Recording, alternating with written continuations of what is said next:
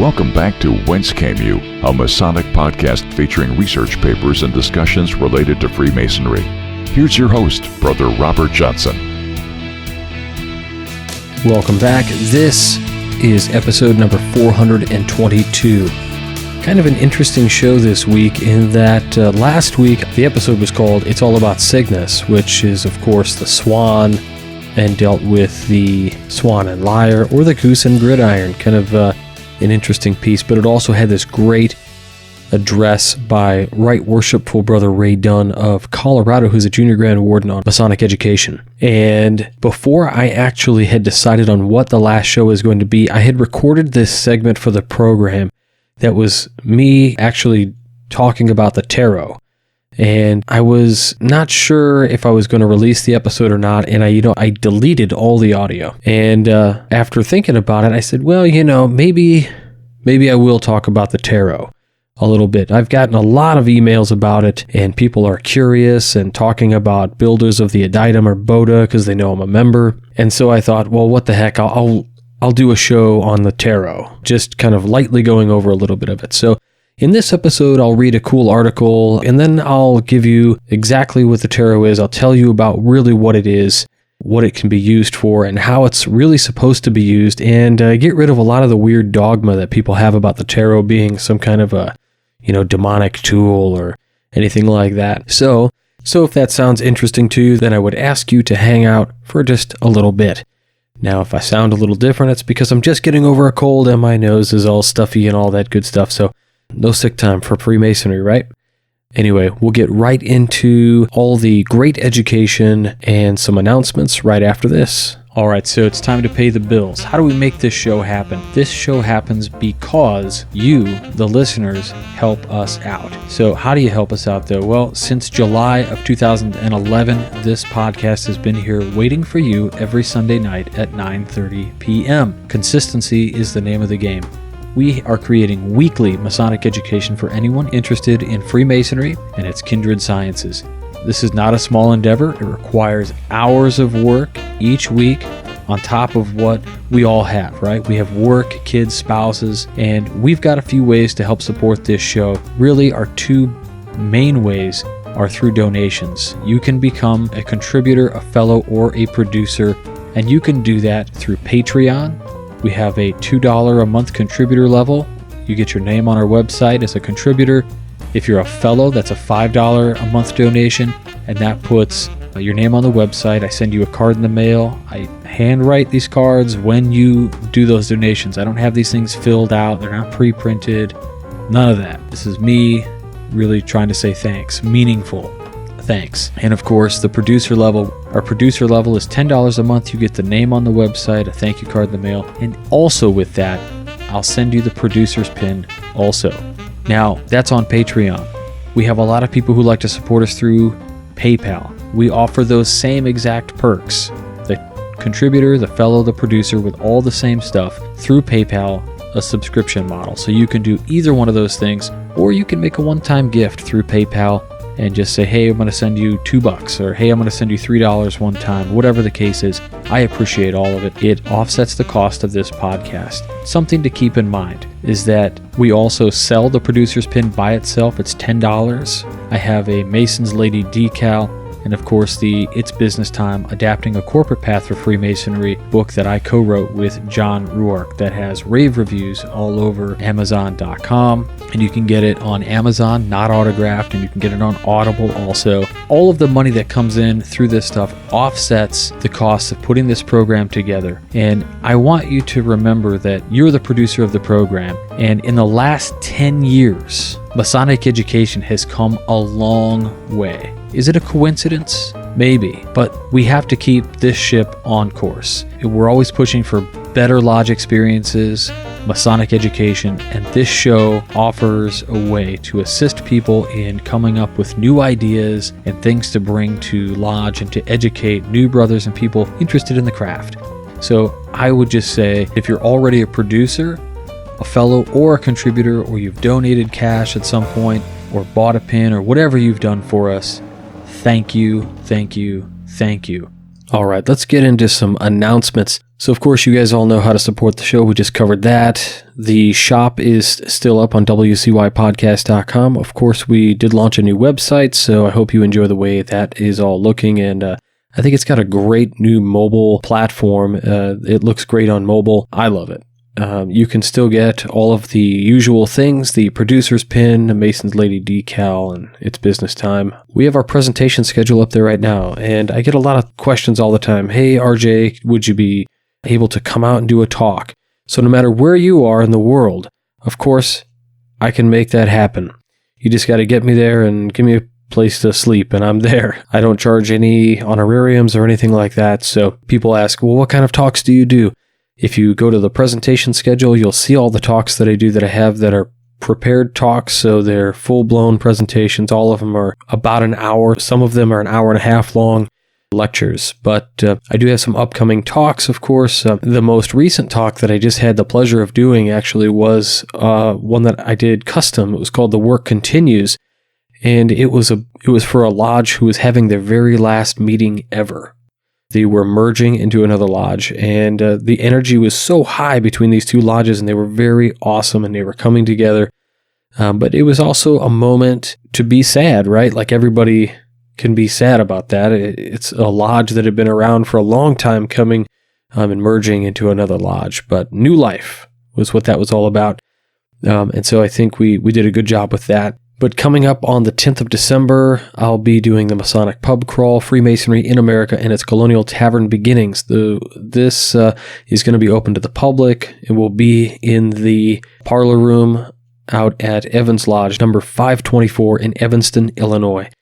After that, I think we're off for a couple months, and then we start right back up. We've got, I think I'm flying somewhere every month of the year. So if you're interested in getting me out, then let me know the dates ASAP so that I don't overbook myself. And I also want to mention in this episode particularly, we had talked about it in the past, and I got a lot of amazing feedback about it. The game, Franklin's Fortune. If you're not familiar with this, let me just tell you, it is a fantastic game. Your whole family will love the game.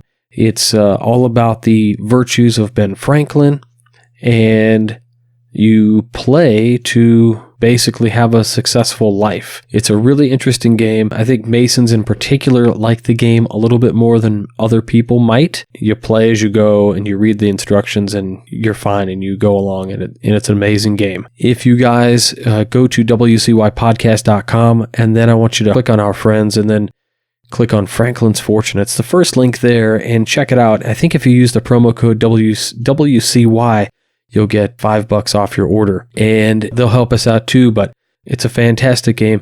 So click through, check it out.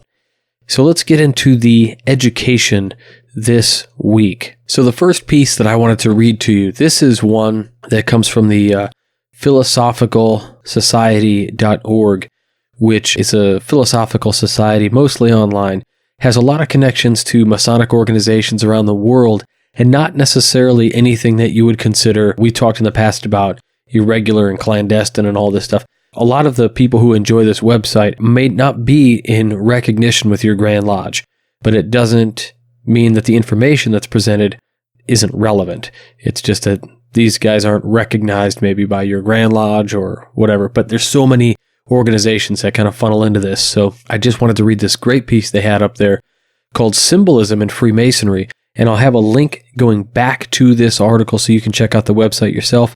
You can actually become a member of this society, and it's totally free. So here we are. Symbolism, Freemasonry, and the Tarot by Elaine Polionis Felon. This was published just earlier this year, August 5th, 2019. Is a picture worth 1,000 words? In our modern society, most are acquainted with tarot cards as a form of divination or fortune-telling. However, there is a deeper, more esoteric meaning attached to the tarot. A legend exists related to the tarot which tells of a group of adepts traveling through an enchanted forest. Along the way, these individuals lost their voices and were only able to communicate with each other by displaying tarot cards to one another. Through the exercise of relation via symbols, the adepts were able to navigate out of the forest and into the light.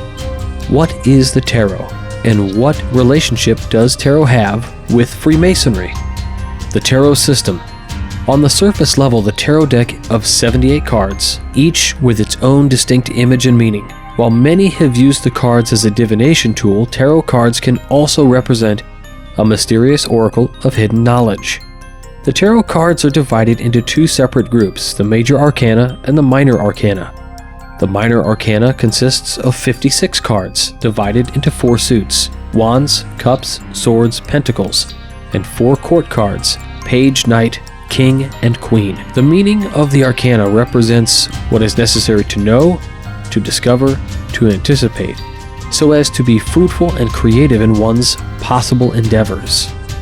Arcana is derived from the Latin words arca, meaning chest, and arcere, meaning to shut or close. Thus, arcanum symbolically represents a tightly closed treasure chest, which holds a secret meaning. Nobel Prize winner Herbert A. Simon provided this illuminating sentiment related to the tarot. Quote, "A symbol is simply the pattern, made of any substance whatsoever, that is used to denote or point to some other symbol, or object, or relation between objects. The thing it points to is called its meaning." End quote. By reading tarot cards symbolically, each person is able to divine their own meaning and truth. Historical origins of tarot. Mystery shrouds the historical origination of the tarot. The French scholar Court de Gebelin wrote that the tarot was the one book of the ancient Egyptians that escaped the burning of the Great Library of Alexandria. This book was said to contain, quote-unquote, the purest knowledge of profound matters, possessed by the wise men of Egypt. After the library was destroyed, a group of sages met in Fez, Morocco, and decided to preserve the secrets of this ancient text into pictorial form on the cards of the tarot. There is general consensus that the pictures on the cards represented the visual retelling of the secrets of ancient mysteries, with different accounts of the wisdom being Egyptian, Zoroastrianism, or Gnostic in tradition. The symbols depicted on the cards provided a manner to keep the secrets safe, except for those prepared to receive them. The cards were brought to Europe, purportedly as a result of the Crusades, but were suppressed during the Inquisition of the Catholic Church during the Middle Ages. Tarot and Kabbalah. Many esoteric scholars have sought to understand the tarot through the Kabbalah, the mystic teachings of Judaism. Kabbalah has been translated to mean receiving from God, the Eternal One.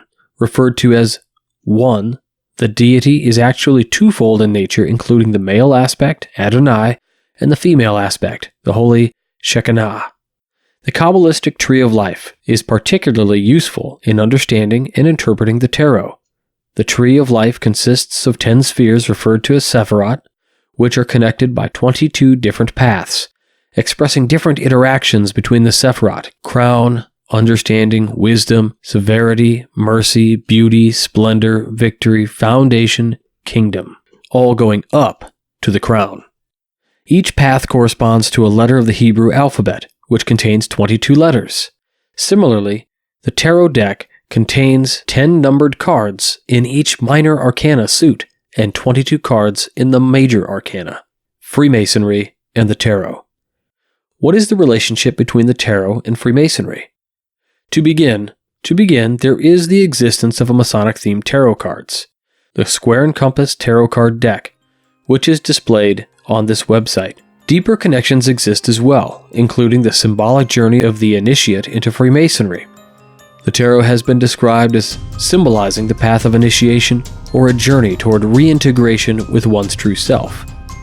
Know thyself is a motto of the craft, and the 22 cards of Tarot Major's Arcana provide useful tools for reflection for those interested in doing the work. The cards reveal stages of an archetypal journey of man, with each card representing a stage to be encountered by each individual on their life path. Like the tarot, Freemasonry's origins are difficult to trace and veiled in mystery, and both systems have evolved through history, yet their essential substance remains unchanged. The Masonic scholar A.E. Waite posits that the tarot and Freemasonry are both connected to the legend of the Holy Grail.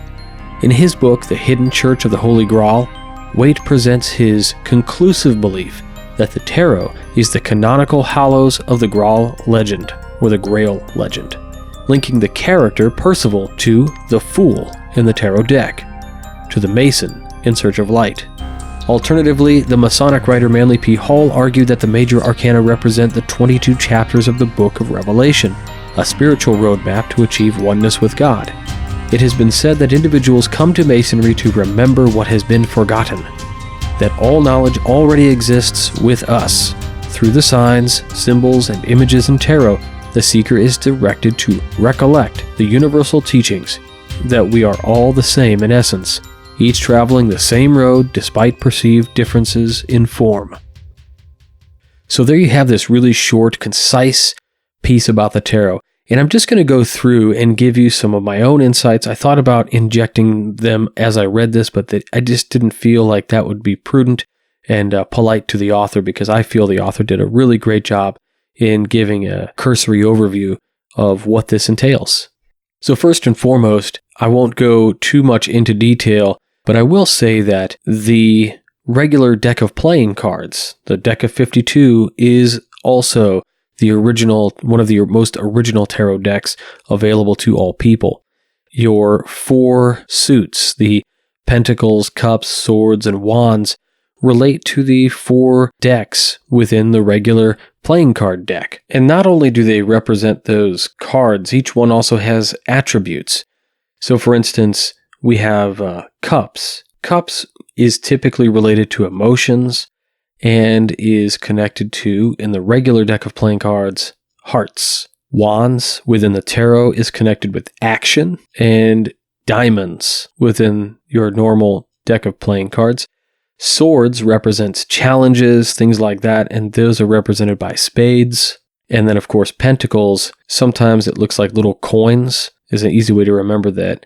A lot of times it deals with money or income or things that you receive, and is represented also in the 52 card deck of playing cards as clubs. The section in this article that talks about the Kabbalah and the tarot are really interesting, because one major system that I use quite a bit is BODA, or Builders of the Adytum.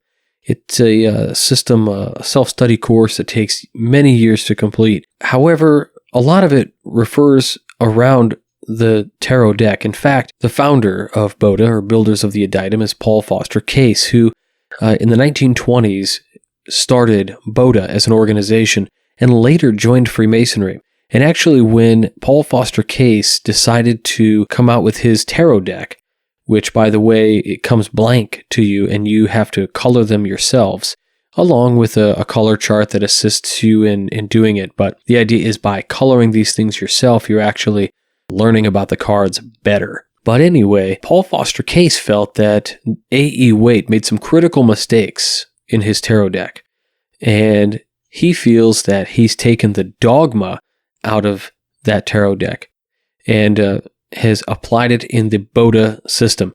Now, the best way I can tell you why this is correct, why the BODA deck is correct, is because it takes away the dogma. Because what people fail to see much of the time, you'll see it on ghost shows or whatever, where somebody's like, oh, I used a tarot deck and I brought ghosts into my house or something.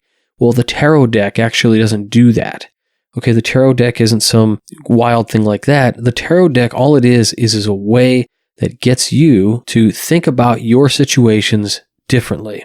So when it talks about receiving from God the Eternal One, maybe that's within your head. Okay, so we're talking about the ability for you to manifest your thoughts and to control them, to use logic and to think about things through these different angles that the cards might be for you.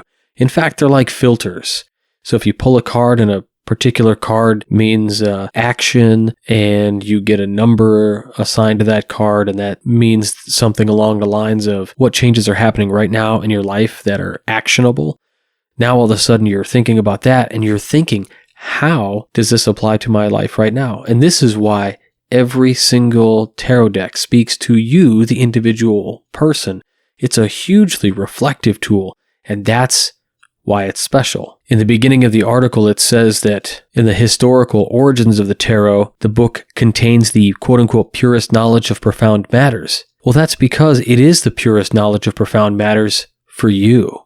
Might not be for me, but it is for you because it is directly attached to you. It is a tool that allows you to think about things differently. And I don't know how much somebody out there, a listener, might be into the ideas of quantum physics and even the ideas of the laws of attraction and those kinds of things, but those things have a real basis in scientific fact at a certain level. And doing these practices with the cards can assist you on many different levels, whether that is just using them to help you through a situation, or perhaps it might be on your way to making your first $10 million.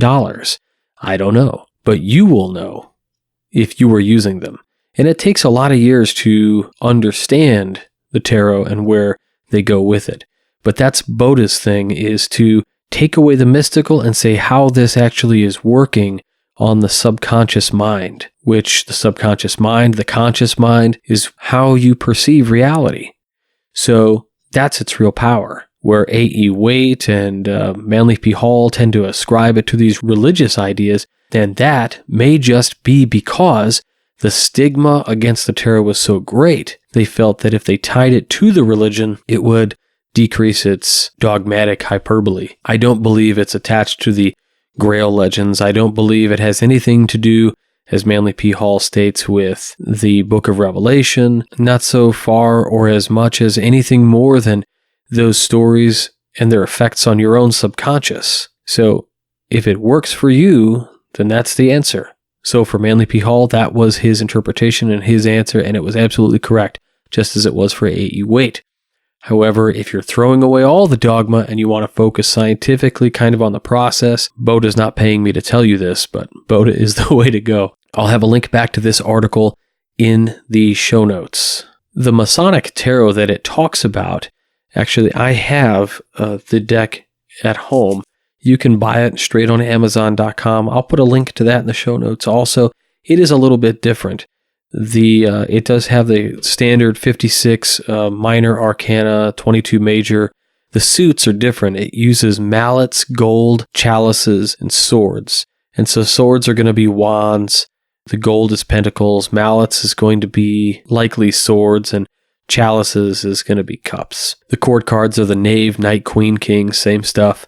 The card language, you can get them, they come in Spanish, Italian, German, French, and English, and it comes with a pretty sweet book. And they're a hefty card. It's a good card if you're interested, but I'll put a link back to that in the show notes. I will also put a link to a wonderful set of photographs of the Masonic tarot deck by Sean Bocard. It's a 78 symbolic and initiatory cards plus an instruction booklet.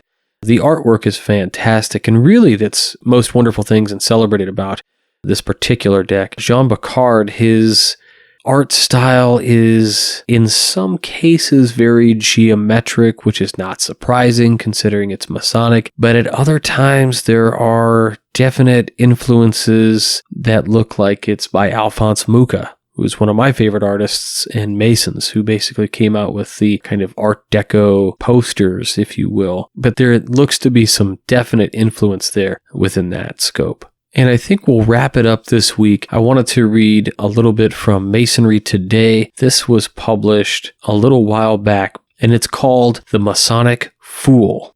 I will, of course, return the link right back to you guys so you guys can check out the article and this entire website for all of their great articles. Again, there will be some basic information in here for you, but this one's called The Masonic Fool, and it is probably one of the most interesting cards within the deck. It's rated as a 0. It features a man about to walk off a cliff. He's got no cares in the world, but he's also the true master because he has no limits, because he's a fool and doesn't know his limits.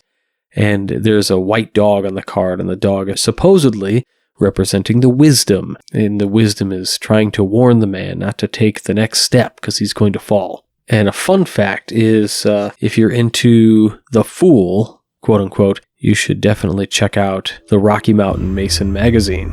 Anyway, here we go. Today in Masonic history, the Masonic Fool. Today in Masonic history, we present the Masonic Fool.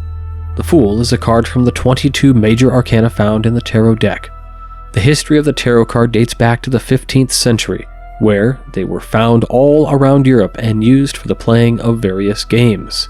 It was not until the 18th century that the tarot started to be used for divination. It was the late 19th century that the deck most connected with Freemasonry and containing the most Masonic symbols arrived on the scene. Arthur Edward Waite, a Freemason, was one of the creators of the Rider-Waite deck. It is also the tarot deck that most people are familiar with. In the deck, as an example of Masonic imagery, the High Priestess card, which is second in the major arcana, is displayed with the pillars on the left and right side. The left one indicating the letter B, the right indicating the letter J. The Masonic reference is very clear to Masons.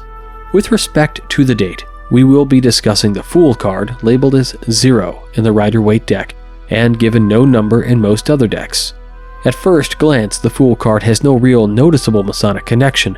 When you start to dig deeper, though, the Masonic connection becomes somewhat clearer.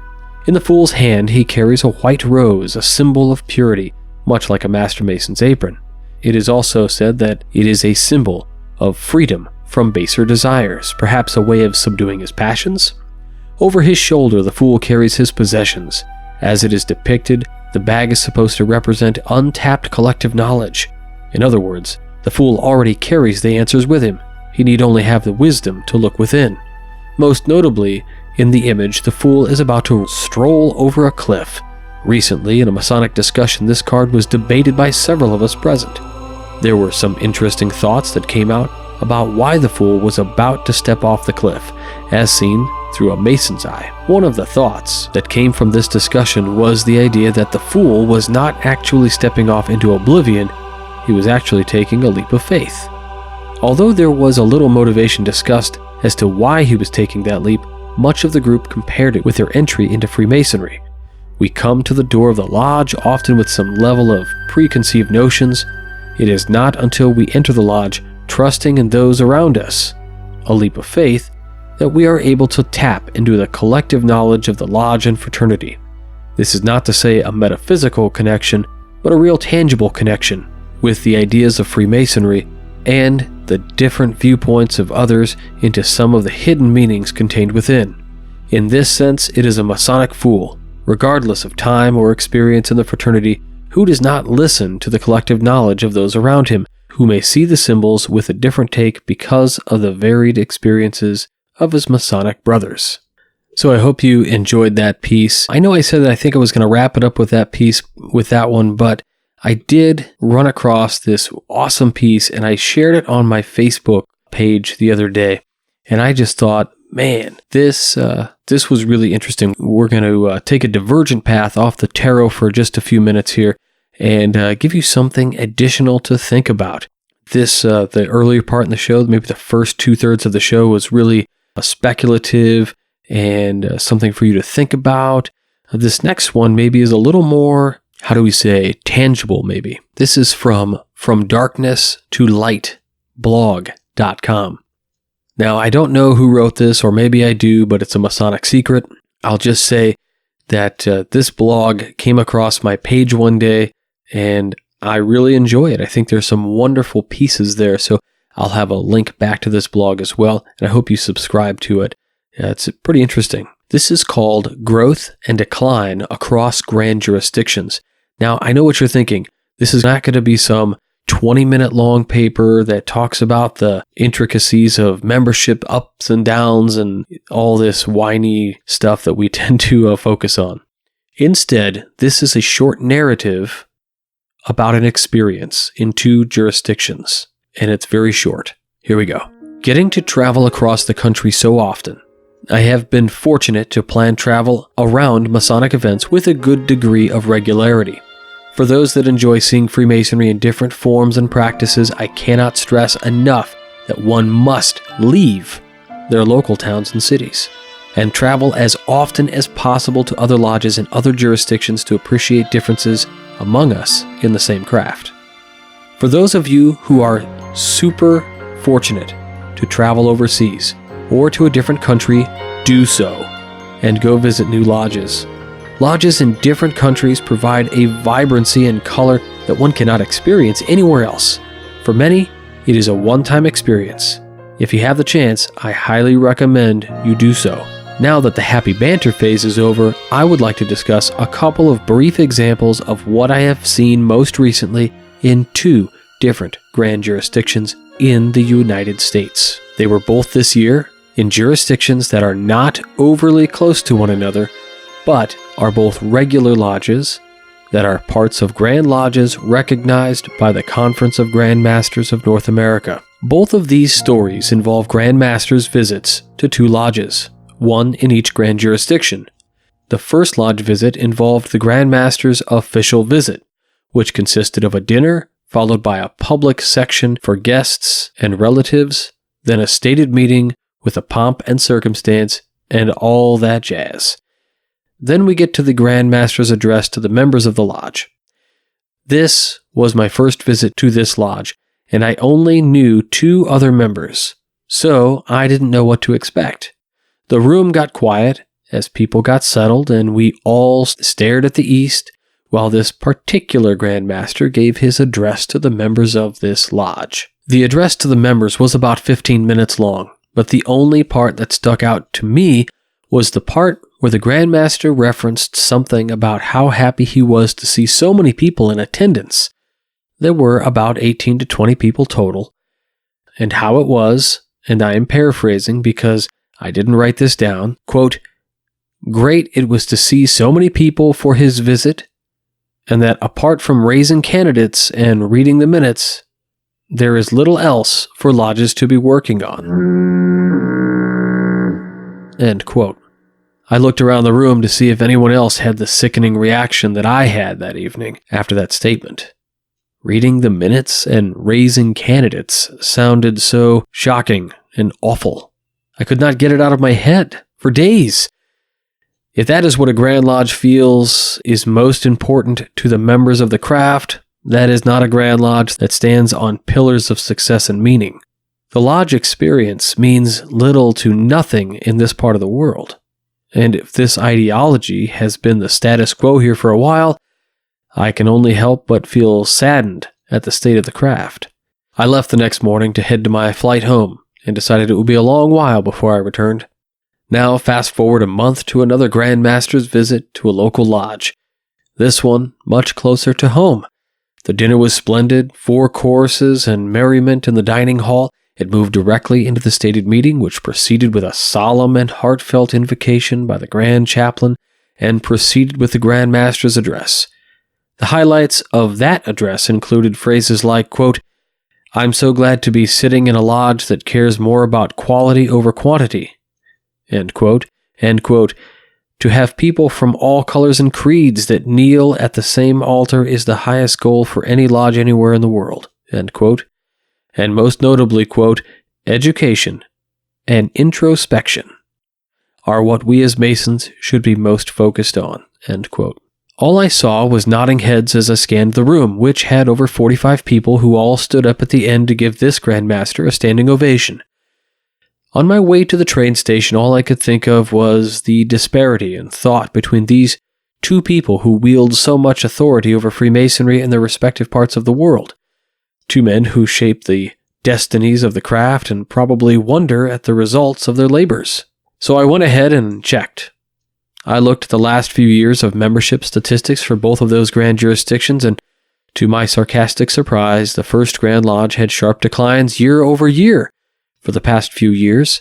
The latter had some small level of decline and even positive growth numbers for a couple of years within the past decade. Is there a correlation? I can't say for sure, but I can say this. To rule and govern over an organization of thousands of people, regardless of whether they kneel at the sacred altar or just meet up once a month to talk about days gone by, requires a vision and a desire for positive change. Waiting in the past leaves you no path to move forward. Without a vision, a person, group of people, or a larger organization will grow stagnant and decay, like many of our beautiful lodge buildings across the country. To have a defined and established vision, and then help in its execution, from the front, not the rear, is the goal of every great leader. We need more of these visionaries if we, as a craft, are going to move through the next painful evolution to a brighter and more hopeful tomorrow. So I hope you enjoyed that one as well. Kind of a little bonus piece just at the end. I thought, man, this episode's a little bit shorter.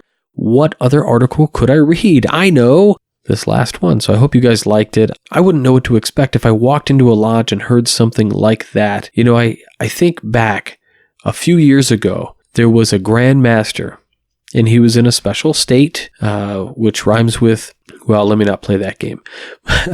But a good friend of mine, Brother Robert Lewis, who is currently, he flies all around the U.S. He's a big deal. But anyway, he heard the Grand Master say something very much along those same lines, and it was to the detriment of Masonic education. And it just can't be, because Masonic education is like the reason that we became Masons. I mean, typically, it's not supposed to be a social club, even though we do have social time.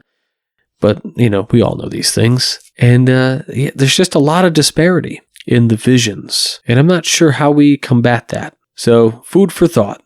I'll ask you guys, how do you combat the disparity of viewpoints on the fraternity from 50 different Grand Masters who all see the craft a little bit differently? Is that the beauty of the craft, that it's so many different things? Is it a detriment to the craft because we can't actually move forward in any particular direction to become better because we don't have a singular vision? Or do we just gather under the umbrella of making good men better and leave it at that?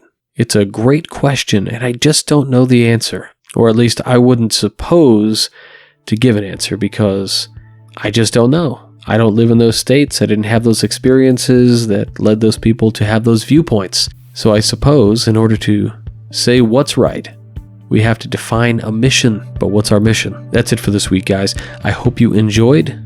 I'll talk to you all next week. I hope you catch the Masonic Roundtable going live every Thursday at 9:30 Eastern, 8:30 Central. We're live on YouTube, so you can interact with us there. I have a lot of fun with you guys in the chat rooms and leave you goofy emojis when I can. If you've got questions, comments, concerns about this program, or you just want to chit-chat, feel free to send me an email. You can contact me direct through the website, or you can shoot me a straight email at wcypodcast@gmail.com. We'll talk to you all next week. Until then, stay on the level. For Whence Came You, I'm Robert Johnson. You've been listening to Whence Came You, a Masonic podcast featuring research papers and discussions related to Freemasonry with your host, Brother Robert Johnson. Be sure to join us for our next edition.